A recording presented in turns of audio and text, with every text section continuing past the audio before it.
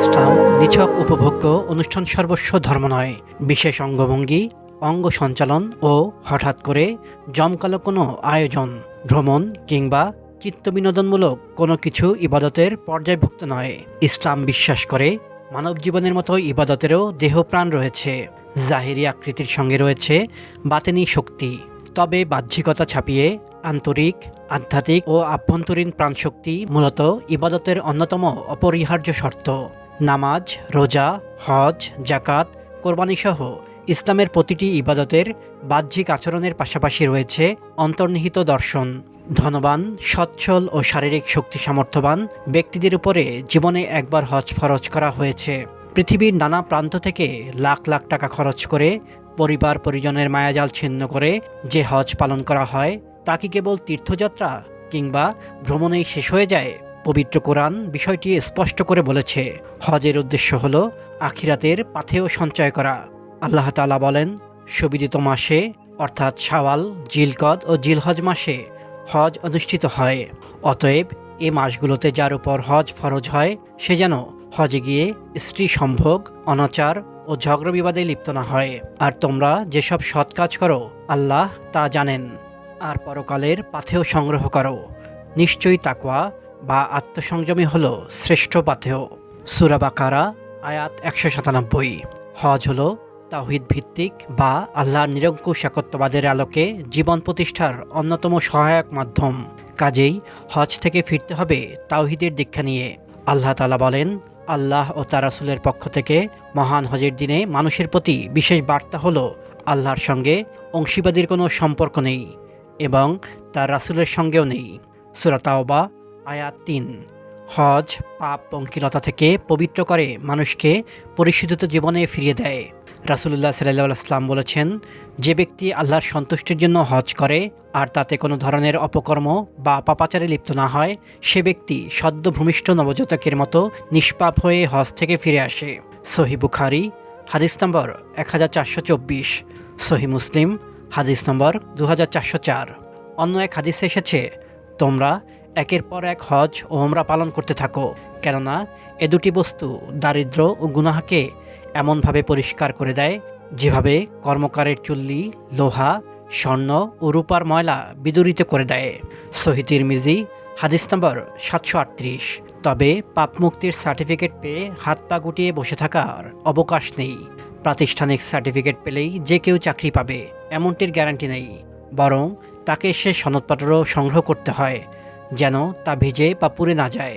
ঠিক তেমনি হাজী সাহেব পাপ মুক্তির সনদপত্র পেলেও তাকে তা সংরক্ষণ করতে হবে যেন পাপাচারের পানি দ্বারা তা ভিজে না যায়, যেন বান্দার গুনাহের দরুন আল্লাহর ক্রোধের আগুনে সে সনদপত্র ঝলসে না যায়। সঙ্গে সঙ্গে আখিরাতের ইন্টারভিউ বা মহাপরীক্ষার জন্য প্রস্তুতি নিতে হবে। আর এ পাপ মুক্তির সনদও তাদের জন্য যাদের হজের মাবরুর বা আল্লাহর দরবারে কবুল হয়েছে। হজে মাবরুরের প্রতিদান জান্নাত ছাড়া আর কিছুই হতে পারে না। সহিহ বুখারী হাদিস নম্বর 1650।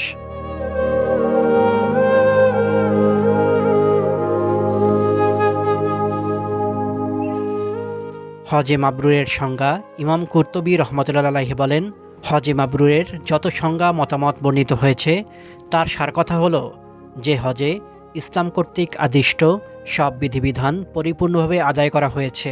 হজরত হাসান বসরি রহমতুল্লাহ আলাইহি বলেন, হজে মাবরুর হলো ব্যক্তির দুনিয়াত্যাগী ও আখিরাতমুখী হয়ে দেশে প্রত্যাবর্তন করা।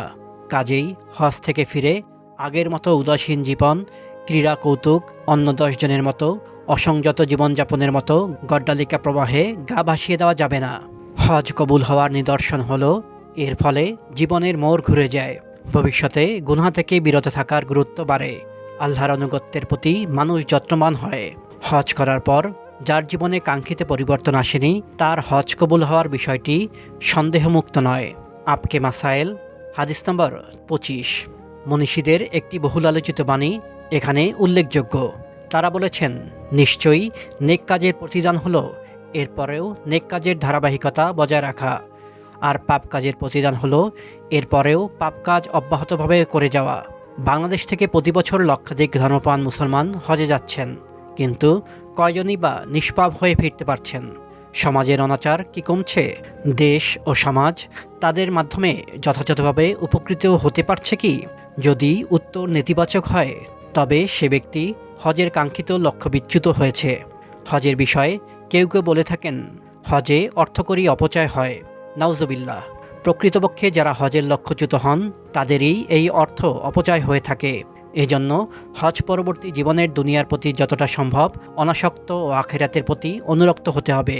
কেননা হজের সফরে প্রতিটি ধাপ পদক্ষেপই মৃত্যু পরবর্তী জীবন বা আখিরাতের কার্যাবলীর সঙ্গে সাদৃশ্যপূর্ণ। হজের জন্য প্রয়োজনীয় পাথেয় সঞ্চয় করতে হয়। আখিরাতের সফরেও আমলের পাথেয় নিয়ে যেতে হয়। হজের ইহরামের কাপড় মৃত্যুর পরে কাফনের পরিচয় বহন করে।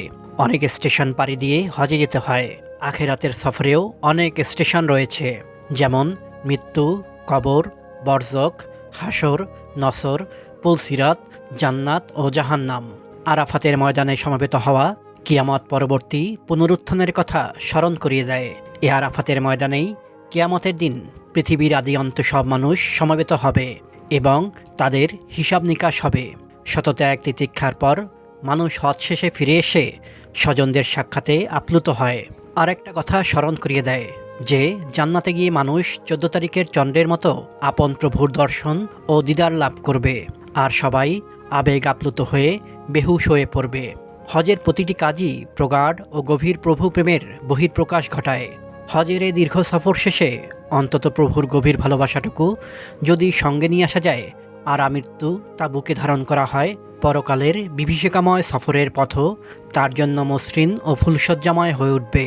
আল্লাহ আমাদের সবার হজ কবুল করুন। আমিন।